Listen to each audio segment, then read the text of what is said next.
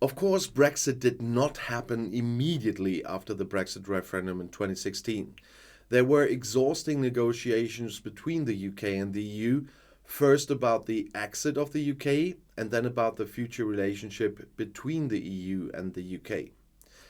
After the official Brexit on January 31st in 2020, where the UK officially left the EU and with it the Parliament, Nigel Farage's seat for example, there was a transitional period until December 31st in 2020 to implement this new relationship. There are, of course, some longer transitional periods for some areas, some are still running, but this was the main one. And people are talking a lot about the level of preparation for Brexit on different sides or the lack of on the British side. So in a few of my evening videos, I will give you an overview about the extent of preparations by different countries involved. And of course, the UK and the EU, but the UK one I already did. And today I will tell you about the preparations in Finland. Finland, like other European Union member states, made preparations to adjust to the new relationship with the United Kingdom following its departure from the EU. And today I want to give you some of those key aspects of Finland's Brexit preparations before the end of the transition period. The Finnish government enacted legislation and introduced new regulations to address the consequences of Brexit. These measures covered various areas, including trade, customs, immigration, and citizens' rights. Finland prepared for the possibility of a no-deal Brexit by updating its customs procedures and border controls to handle trade with the UK as a non-EU country. Finnish authorities encouraged businesses to familiarize themselves with the new customs requirements and procedures to ensure smooth trade flows. The Finnish government conducted impact assessments to evaluate the potential consequences of Brexit on different sectors of the economy. And this helped identify the areas that required particular attention and support. Finnish authorities provided information and guidance to businesses to help them adapt to the new post-Brexit trading environment.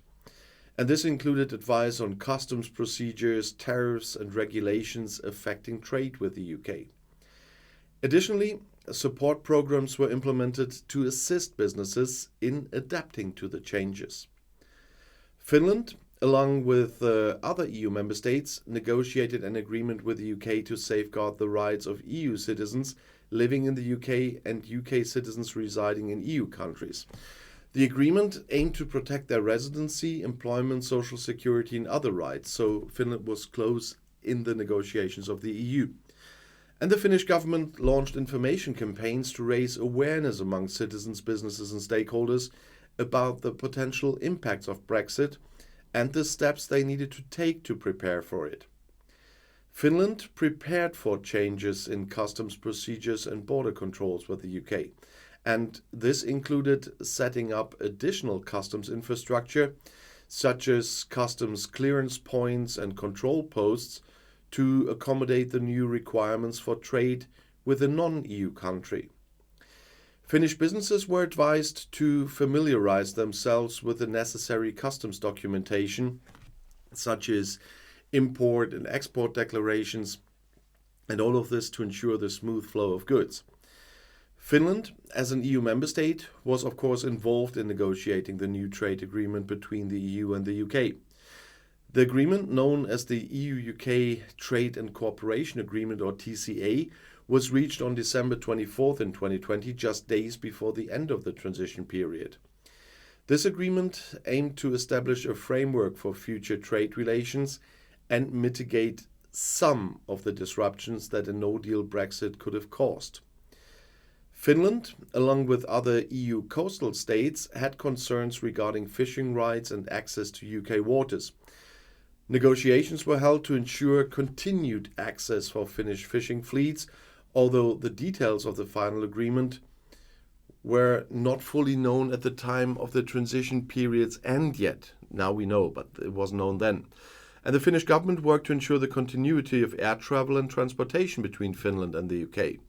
Measures were taken to address potential disruptions and maintain essential air connectivity, such as granting temporary permissions to UK airlines to continue operating in Finland. And Finland, as an EU member state, was involved in the negotiations and the implementation of the Northern Ireland Protocol, which was designed to avoid a hard border between Northern Ireland, which is still part of the UK, and the Republic of Ireland, an EU member state. This protocol aimed to maintain the integrity of the EU single market while respecting the UK's territorial integrity. The Finnish government also provided information and assistance to citizens, businesses, and stakeholders through various channels, including dedicated websites, information sessions, and helplines. And these resources aim to clarify the changes resulting from Brexit and provide guidance on the necessary steps to adapt to the new situation. Before the end of the transition period on December 31st in 2020, Brexit preparations were considered highly important for all affected countries, both within the European Union and the United Kingdom. As I said, the transition period began after the UK officially left the EU on January 31st in 2020, and it allowed time for both parties to negotiate their future relationship and to make necessary arrangements. The impact of Brexit was felt across various sectors, including trade, customs, immigration, finance, and regulations. And both the UK and the EU member states had to make significant preparations to ensure a smooth transition and minimize disruptions, but some did and some didn't really. And these preparations involved a wide range of activities such as legal and regulatory changes, infrastructure upgrades, and communication campaigns. But the level of preparedness varied across countries, sometimes depending on their specific interests and their scale of their economic ties with the UK. And some countries with significant trade relations, such as Ireland and the Netherlands, placed particular emphasis on Brexit preparations. You might already have seen my Ireland video. They implemented measures to mitigate potential disruptions and safeguard their economies. Overall, the importance of Brexit preparations cannot be understated, otherwise you still feel impact today. But both the UK and EU member states recognize the needs to be well prepared to a certain extent at least, to minimize disruptions to trade, regulatory alignment, and other aspects of their relationship. And the transition period provided an opportunity to make necessary adjustments and ensure a smoother post-Brexit environment. And some used that time and others didn't. That's why I thought it is important to make these videos. So it's a small series of 29 videos, so to speak, 27 EU member states, the UK and the EU, and to show the different aspects or the different intensity of preparations the different countries made. And if you want to know something else right now, the next video is right here in the end screen. I'll see you there. I'll be back.